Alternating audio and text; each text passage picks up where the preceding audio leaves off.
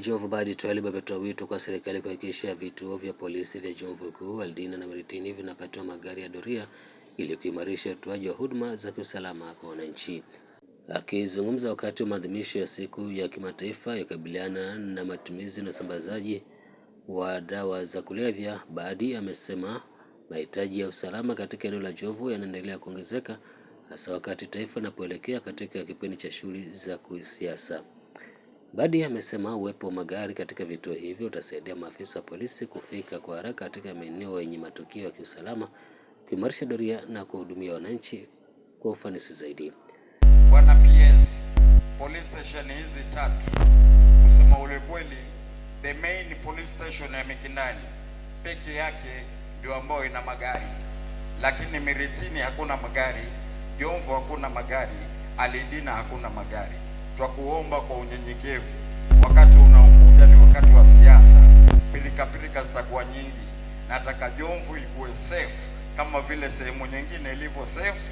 Provide us with cars ambazo zitasupport polisi zetu katika sehemu zote hizi ambazo tumeweza kujenga. Wakati huo Badi amempongeza Rais William Ruto kwa juhudi zake katika kushughulikia changamoto za ardhi kwa kutoa hati miliki, akisema hatua hiyo imeleta matumaini mapya kwa wakazi wa ukanda wa Pwani ambao kwa miaka mingi wamekuwa wakabiliwa na migogoro ya umiliki wa ardhi.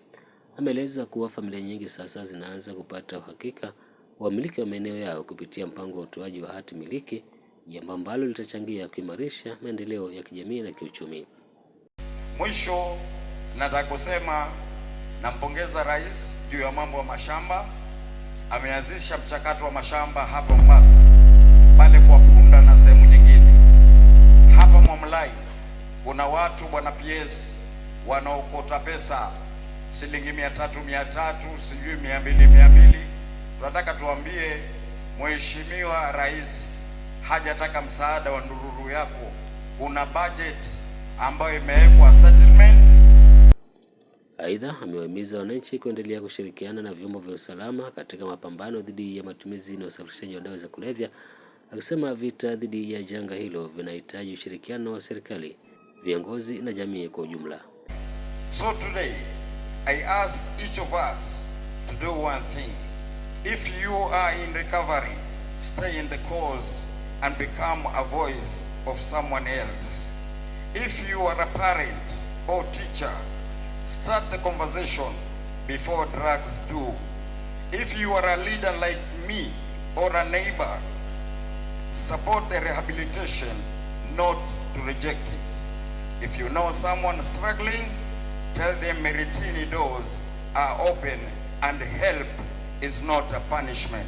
Thank you and may God bless you all. Can speak that they were actually saved by a government that had certain policies to be able to save them when saving needed to be done. And lastly, PS, I also want to thank, again, this is because of collaboration that we have had. Our liquor board, ambao kwamba nimeona members were here, in fact hata huo type anapigiwa makofi ni mmoja wetu. I can see the liquor board that is here. We've actually opened up at a facility.